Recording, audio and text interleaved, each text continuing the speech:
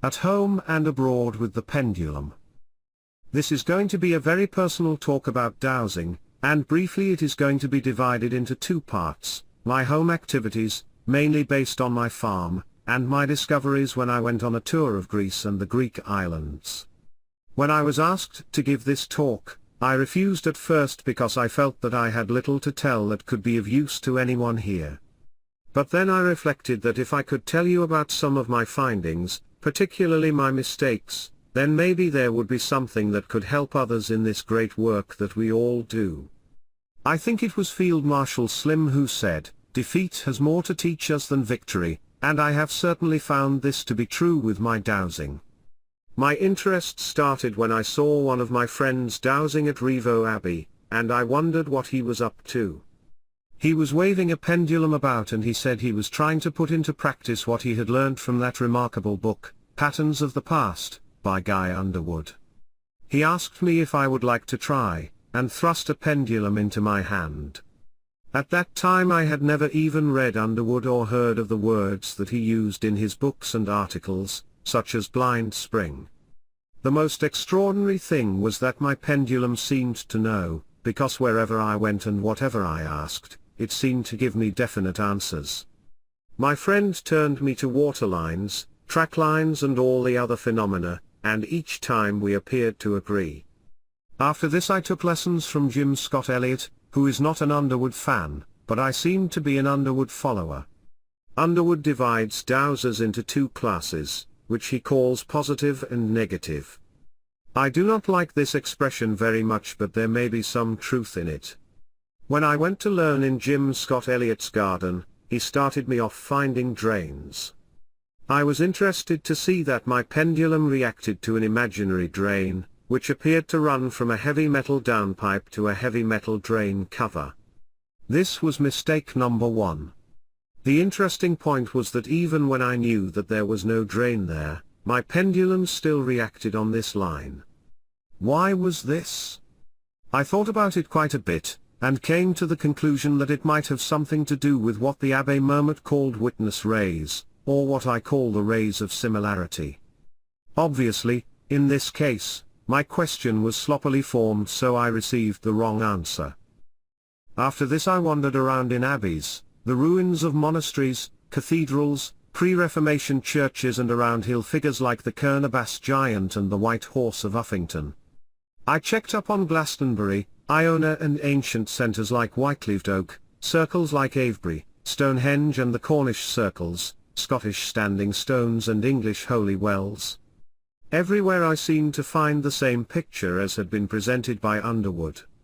At the Long Man of Wilmington, I did quite a detailed survey, which, as it was not covered by Underwood, I found most interesting. It appears that all these chalk figure sites have certain features in common. There is usually a mound, tumulus or holy hill, and then there is the actual figure itself. A stream, well, spring or underground water is not far away, and an access route, avenue or holy way is close by.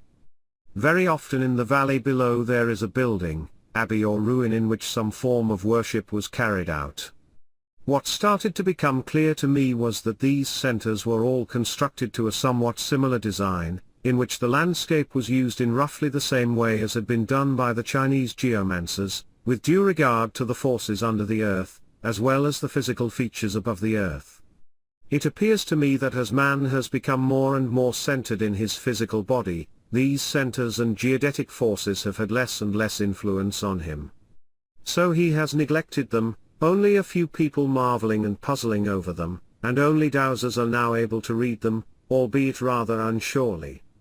About this time I became interested in dating objects, such as parts of the churches, and while I was doing this I made mistake number 2. Just asking with your pendulum for the date of a flint in the wall of a church, does not give you the age of the church, or even that part of the church. First of all, do you mean the date the flint was coalesced together by natural forces, or when it was hewn into shape, by a mason or builder, or when it was put into the wall, or, as I often found, when it was taken out and used again and again? So when I realized this problem, I tumbled on to the solution.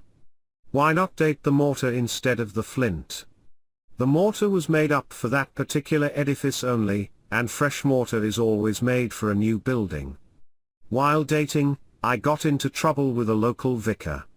He insisted that his church contained the only known representation in sculpture of Archbishop Becket. First of all, he tried to catch me out with a copy he had made, which he kept in his house. I did not fall for that one, but when we got to the original, my pendulum placed the stone tablet rather earlier than Becket. I checked up on this in the Encyclopaedia Britannica, and found a rather earlier archbishop. There was some architectural detail on the tablet which could have been significant, but, unfortunately, the person who could have helped me with this had died a short while previously. I thought this was all rather interesting, but the vicar was not at all amused, for the reputation of his church apparently depended on it being Becket. Now, I have never been very interested in underground water, although it seems to be one of the easiest things to detect. Mr. Smithett, our late secretary, used to chide me over this, and tell me to get down to something useful. However, I often have to find pipes and leaks on my farm, and then, of course, the pendulum comes in very useful. I must admit that I still need a lot of practice in this. The small pipes that are made of plastic are very hard to find, and this is unfortunate because they are the ones the water company cannot find either. Their sonic equipment works only with metal pipes. I decided I must try and do something about water, so we organized our little East Kent Dowsing group to go to the local waterworks. The point of telling you this is that on the dials of the pump house are the numbers of gallons per hour or minute which the water company are extracting.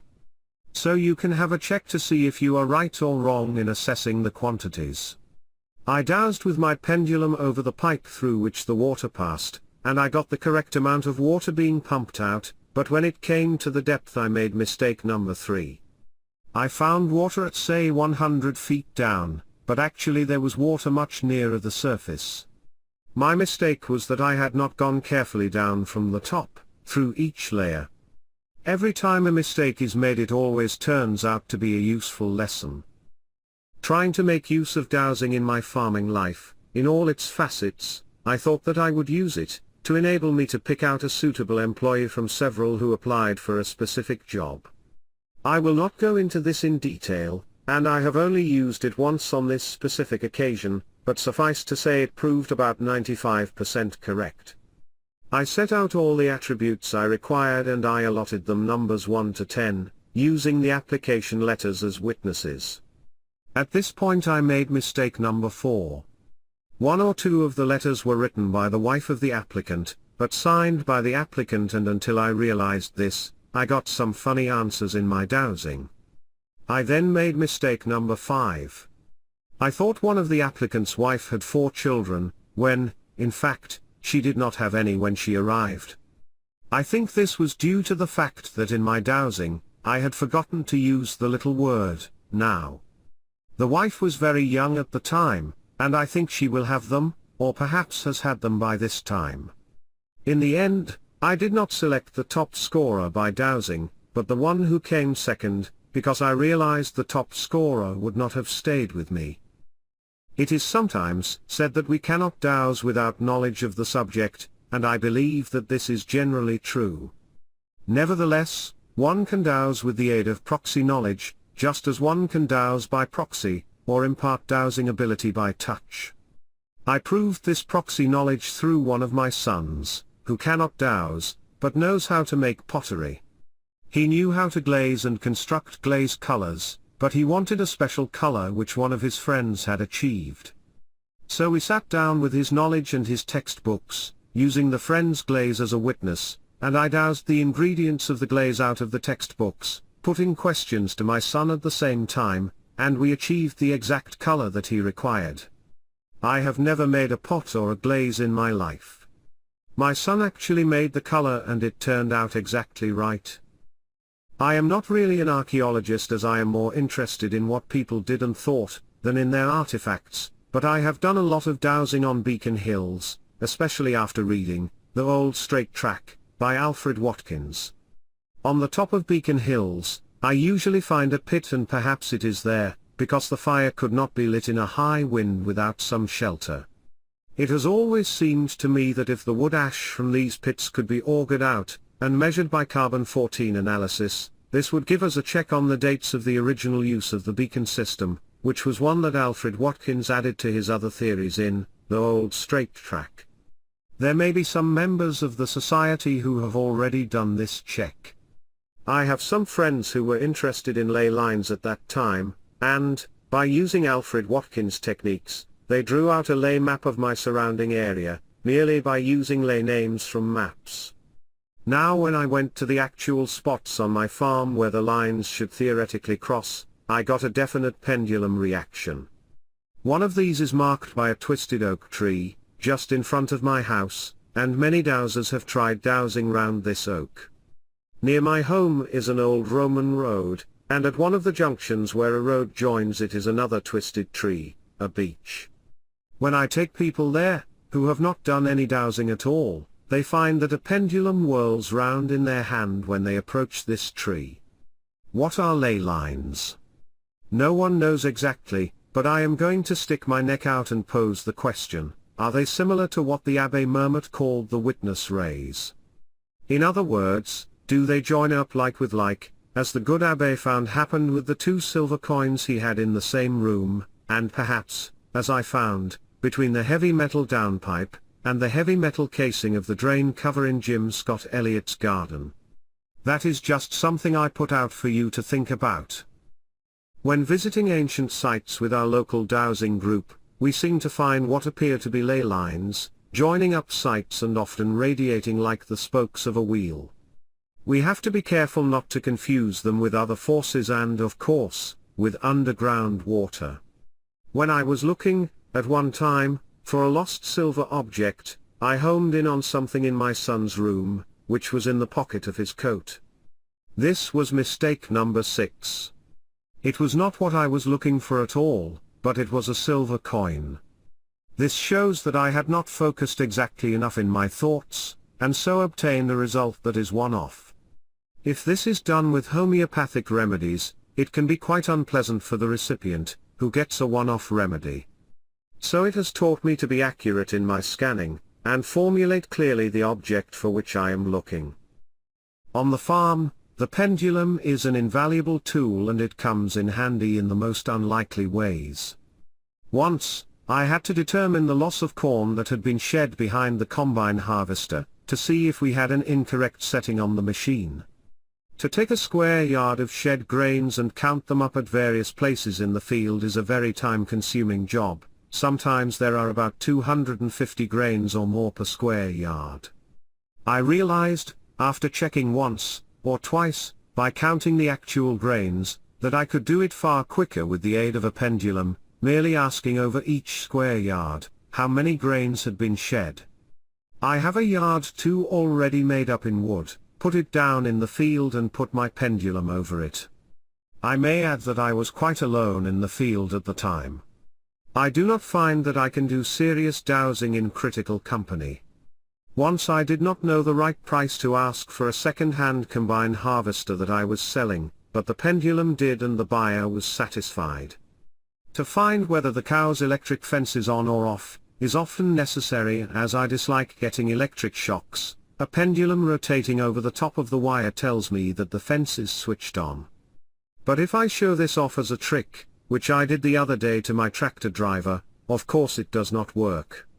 When my weekend visitors ask if there are any mushrooms about that they can pick, the pendulum will indicate the places in the fields where they are lurking. However, one has to be up a bit early to beat any other eager searchers for them. In the garden I often lose my secateurs and trowel, and I find the pendulum a necessity to retrieve them from the thick ground cover plants which cover my garden soil. I like to do this immediately after I have lost them, as the scent seems to get cold after a while. When planting trees, the pendulum indicates the correct spot and also the direction in which the tree should be turned, if it is to continue its growth unchecked. This seems to me usually the way it has been growing before, i.e. if one side has been facing south, it likes to go on facing south. In other words, it has a critical position. This is particularly true in the kitchen garden, when plants are set out from seed trays into the ground. If they are set out with the aid of the pendulum, which finds the critical position, they do not suffer any setback.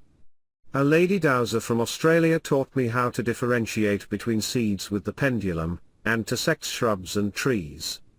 I think everyone knows there are males and females in nature, or positive and negative. Incidentally, in her scenario the positives were females, but do we realize that there are sometimes neuters? She even mentioned there are neuter human beings, but I do not suppose we see many of them at the British Society of Dowsers. Certainly in agriculture we have neuter animals.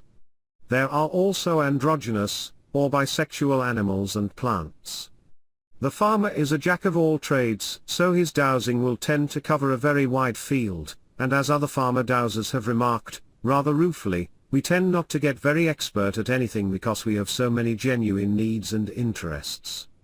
The health of our cattle can be dowsed in a general way, but I leave the practical work to the experts, because I do not pretend to be a vet. I hope more vets will take up radiesthetic work. It is sadly lacking in their profession and could have great results, allied, preferably, with homeopathy. Now, I must leave the at-home part of the talk and go on to the abroad part. I was fortunate enough to travel, a few years ago, around Greece and its islands, and also to the Turkish mainland. Here, I was able to dowse at close range around the great sites of old civilizations, Knossos, Delos, Athens, Olympia, and on many of the small islands. At one place, I went into the situation in some depth, which was at the healing temple of Asclepius, or Aesculapius, as he was called by the Romans. Now the first thing that happened was, I think, on the island of Delos, which is sacred to Apollo. I was shown a small triangular walled area, which the guide called an abaton but which is pronounced avaton. Abaton means a place difficult of access, i.e. forbidden to the uninitiated. It had supposedly been struck by Jupiter's thunderbolt. I put my pendulum over this area, and the pendulum circled enthusiastically, so I posed the mental question, is this mainly celestial or terrestrial energy? The answer, in this case, was celestial.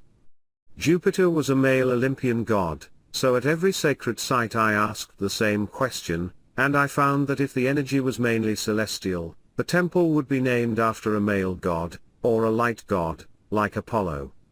If mainly terrestrial, it would be named after a female, or dark god like Artemis. There is also this division between the Olympian and chthonic gods, the gods of the underworld. I asked the Archbishop of Canterbury, who happened to be on our trip, before he became Archbishop, if he would kindly help me make the differentiation.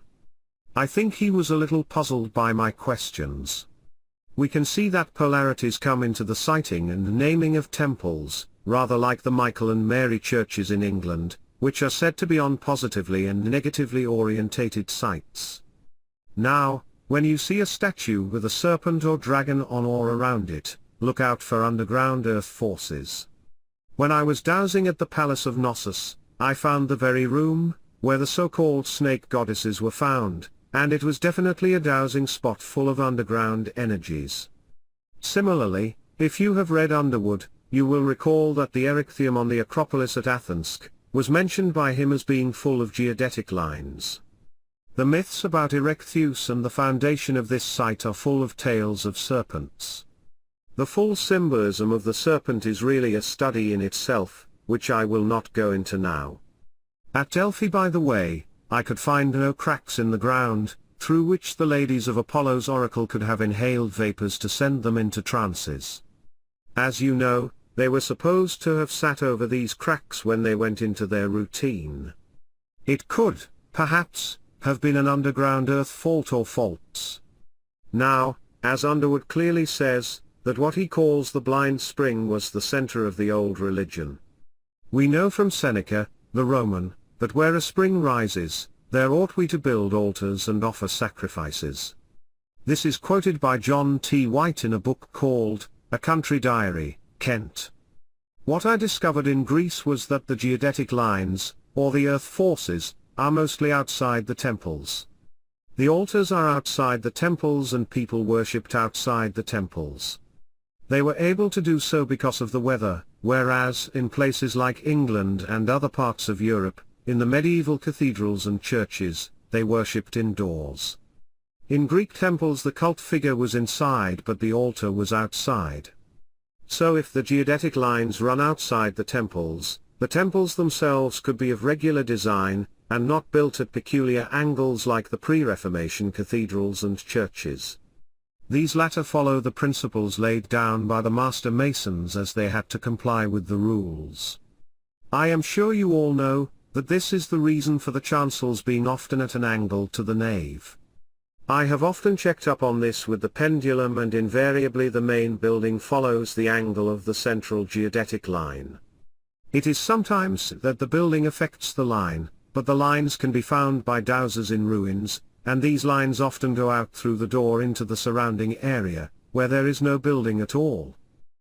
So the gloriously regular architecture of Greece is possible because the lines seem to me to be mostly outside the buildings. As opposed to the regular temples in Greece, however, we have the palace of Knossos on the island of Crete. According to legend, this was the center of King Minos, and around it is built the story of Theseus, the Minotaur and the labyrinth. This is a much earlier civilization than that of the Hellenic temples, and the difference here is that the geodetic lines run under the palace. They may be outside as well, but I did not have time to check. I would like to suggest that the labyrinthine architecture of the palace, in contradistinction to that of the Hellenic temples, is possibly due to the fact that the geodetic lines, as well as other factors, run under the palace. As I mentioned before, the so-called snake goddesses were found in a room above a dowsing zone, possibly a blind spring. My main interest was, as I say, in the healing temple of Asclepius. I have read up everything I could about it, and I would like to dwell on it a little and tell you what I found there. First of all, the whole site was a mass of underground water. You did not even need to be a dowser to realize this. Just as at Glastonbury, you can hear the roar of underground water under the Tor, and the council actually pipe it out.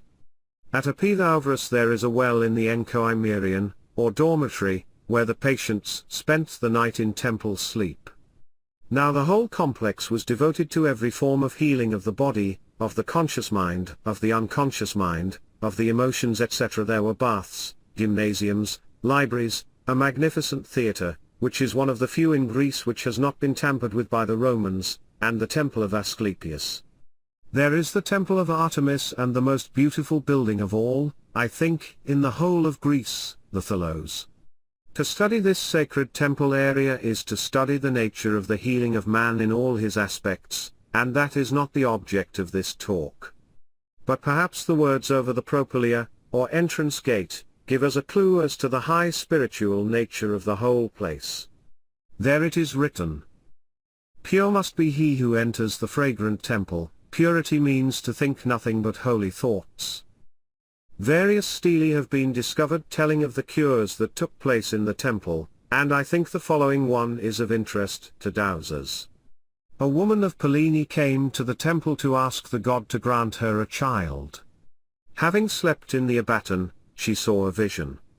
It seemed to her that she asked the god that she might get pregnant, and that if she asked for something else, he would grant her that, too, but she answered that she did not need anything else. When she had become pregnant, she carried in her womb for 3 years until she came again to the Aeron, and supplicated the gods concerning the birth.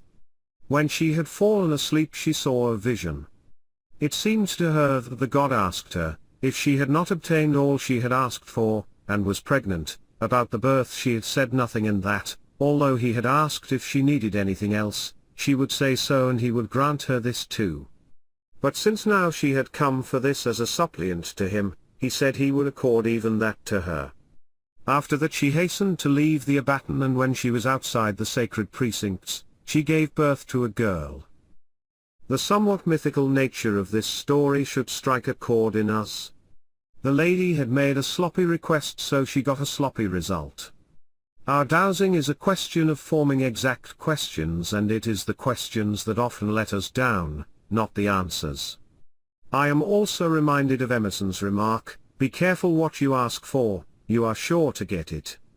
I went on to visit Mycenae and the nearby tomb of Atreus. The circular shaft grave at Mycenae, where Schliemann discovered what he thought was the death mask of Agamemnon, and other treasures, is a geodetic area. I often wonder if Schliemann was a dowser. The treasury of Atreus, a nearby beehive tomb, dating from about 1300 BC, did not have a geodetic area, but attached to it is another much smaller underground tomb. You do not hear about this in the guidebooks, but this is where I found the area of pendulum reaction. From this I evolved the theory that people do not spend too much time over a blind spring, though some animals might like it. In fact, when I started dowsing they used to make me feel ill.